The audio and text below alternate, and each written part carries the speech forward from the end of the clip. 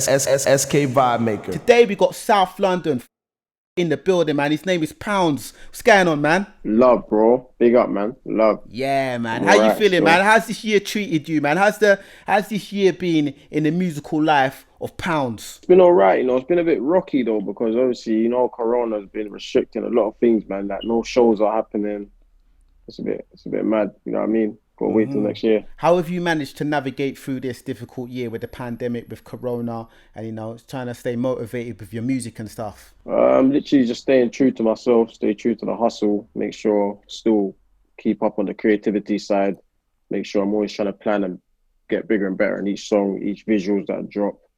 Go into the booth when I can. You know what I mean? Just stay on top of it, really. It's not a time to be lazy. I mean, Yeah. 2019, Opp Thot was a big song for the music game in the UK, and it was a very big song for yourself. Obviously, it's your song.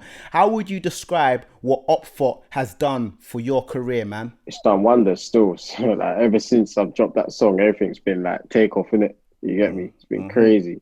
So yeah, man, it's put me in the limelight where I needed to be seen and to be heard. Do you get what I mean? Straight up. So literally. I mean, something which is significant, like since our last talk, and I think it was November 2019, there was two things. You said that you wasn't very much about the jury, and I could see some type of grill in at the moment, man. It's looking very sparkly, man. What's that? What's bro. that? Diamonds and ice and all of that on the grill, yeah? Yeah. BBS. Jeez, what we saying though? What we saying, man? Are you like? Because you said like last time you weren't really into the jury. Yeah. Has that Yeah, changed a bit? like obviously this is more of a little treat thing, innit? Like, you know what I mean? Like I said, I'm not going too heavy with a fat chains, like 20 racks on my neck and all of them kind of things there, you know what I mean? But yeah, man, you need a little something just to show like the progression, innit? A bit more flexibility with the pounds now, you know what I mean, with the money and that. What was some of the key investments that you've made so far, man? Because some of these things are understated, man. You got like something that quite key that what you just said is, For me, definitely it has to be property. Ah, Definitely. Yeah. So obviously outside of music, I'm looking at business, like opening a business and investing in property, you know what I mean? So yeah, that's where my mindset's at right now. that's pretty big, considering like not a lot of artists at your stage in their career think about those Yeah. kind of moves, man. What put Yeah. you onto that kind of plight?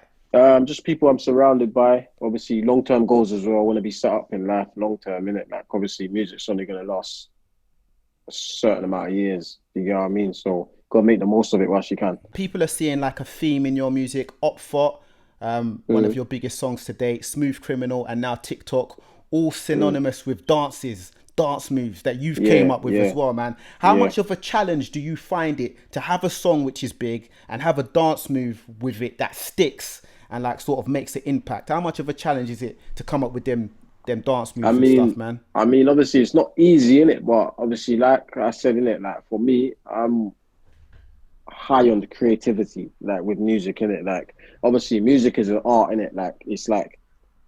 It's an audio art, innit? But then you got the visual arts, which is like the video in and the theme, the clothes you wear, everything. So everything counts. And obviously, I don't rule that out, innit? Like, I feel like it's just an extra, like, icing on the cake. Do you come up with the dances by yourself? Is that something that comes from Yeah, Pounds' own 100%. mind? Like, definitely. Like, I'm very big on creating things by myself.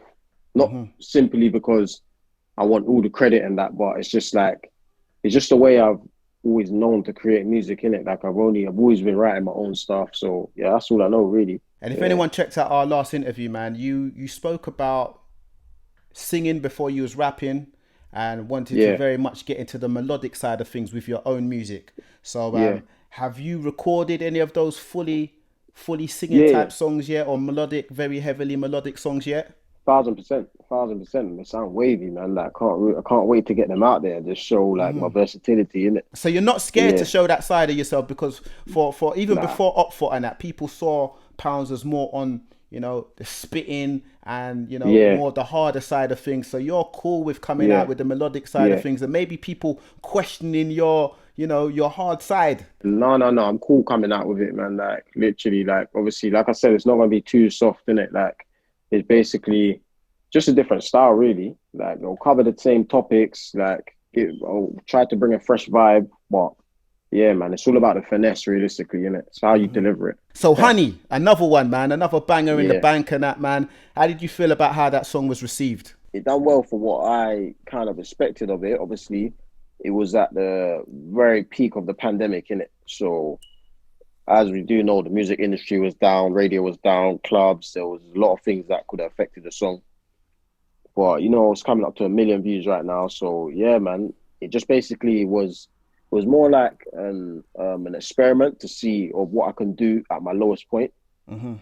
So to still be able to hit like 1 million views at my lowest point is like just shows, innit? I'm solid as an artist, innit? I mean, the So name is yeah, Pound, so it might explain half of the line that you got in the song. But you say, "I love beef and I love get money." You know what I'm yeah, saying, man? yeah, I yeah, mean, expand yeah. on that, man. I love beef and I love get money.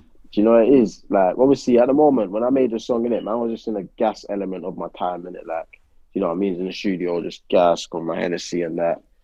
But yeah, I would definitely more say obviously my views have changed now. Beef don't get you nothing. You feel me? That there's no point beefing and that beef doesn't make you money. But yeah, the money part definitely that makes sense. Makes sense all day, every day. How much of a challenge has it been for you to swerve that street life and those trappings? You know, it's just keeping your head down, staying out of the mix in it, just doing your own thing in it, like not being too heavily involved in what's going on around. Like, you know what I mean? Like obviously man's from the roads and that I understand the roads. I've seen a lot of things, like I'm around a lot of things, but like I said, man, like if you want to be, there's a difference between being a boss and being a gangster, in it. Like you get me, like you don't need to get too hands on. That's the way I like to keep it. Yeah, Real talk. We're in a time right now where supply and demand is a big thing in the music industry. We're living in a fast food type generation. The artists, there's a lot of artists that flood with their music, and the fans expect music very quick. Every month they want to the next thing. It's like they don't sit with the music too long. How do you yeah. deal with the pressures of supply and demand? Having to supply that demand from the fans and the music industry. You know what it is? Don't get it twisted. Like I love giving them the supply in it. Like when they give the demand, I love giving them the supply of music like every month. But ever since like the past 10 months, I haven't been following that strategy. Like I've been focused, like me. Not to say I can get away with it, but I give them so much quality to the point where they're still waiting to hear what I'm ready to drop next. You know what I'm saying? So it's like I drop something like once every 2.5 months.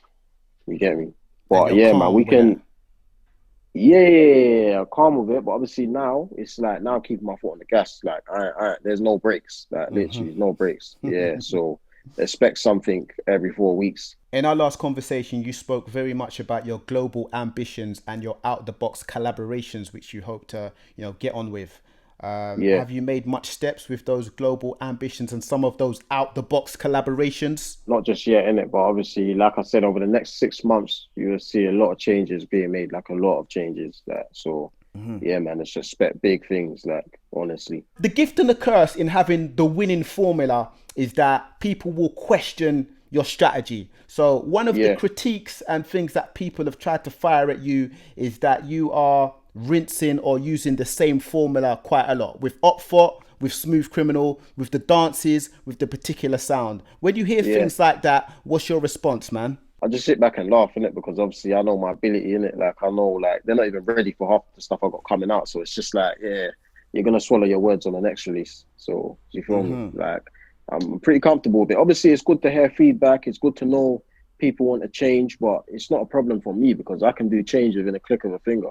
You've definitely been quite open and stated that you are not a UK drill rapper as well. How much UK drill or drill type sound can we expect on the forthcoming project and from here on? I would say depends on the producers I go in with, to be honest, and work with. Like, you know what I mean? Because you can have a love drill song, you can have a gangster drill song, you can have a drippy type drill song. So it's just like, as long as the vibe's there in it and the content's there and the quality of the music is there, then yeah, I reckon we'll run with it. But in terms of like the singing, I'll kind of branch that in a lot as well, literally. And like like slower beat tempos, like real UK hip hop rap, like I'm gonna start incorporating that into my music as well. So yeah, man, got a lot coming, man, a lot coming.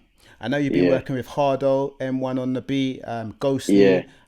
What's the status of the forthcoming project? Because you are yet to release a full body of work, whether it be a mixtape, an EP, or an album. What's the status, man? I would say expect it to come late this year or early next year, like no later than that.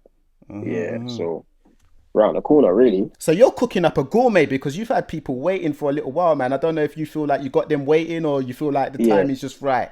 Yeah, 1,000%. Like obviously it's been a wait in it. So obviously, like I said, just want to be in the studio, making sure I produce quality music so that it's worthwhile. What's your predictions on the plight of UK MC driven music over the next 5 years, whether it be UK rap, Afro fusion, Afro bashment, drill? What's your plight? What's your predictions? Well, it's crazy, innit? Because obviously you never really know, innit? Like if you look about a year and a half ago, 2 years ago, Afro swing took over, and obviously drill is at its peak right now. It's the fastest selling music right now that's going on in the UK.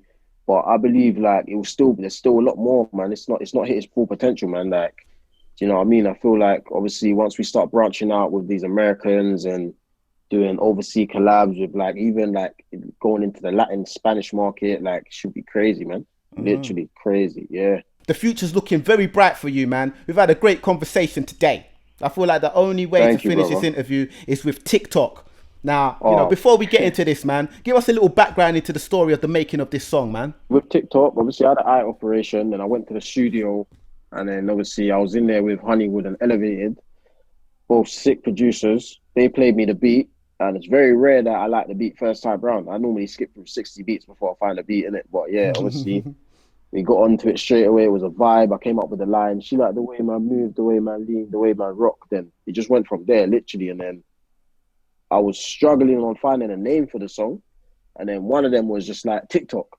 So what we did, we spelt it in the way as the TikTok app, because that would help for marketing, innit? Do you know what I mean? So once we had that piece together, it was all good, but something felt like it was missing, because every time I would play the song, I'd be bopping to it, I'd be dancing, but I'm like, nah, man, this song needs a bop for it, because it's like every time I'm listening to it, I'm vibing and I'm moving. So obviously I want to get the fans moving as well.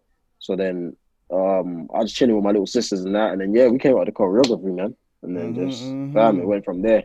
Shouts to all the Caribbeans and all of the African people that definitely know that TikTok ain't just about an app. It's about a dance that's been going on at barbecues and all kinds of parties from a very, very long time ago. Shouts to all the women that have got their TikTok on blast, because us men, we like that. Can you be handling the TikTok dances? Poundz, you be able to handle that, yeah? 100%. Pull up at Bashment Rave, it's done.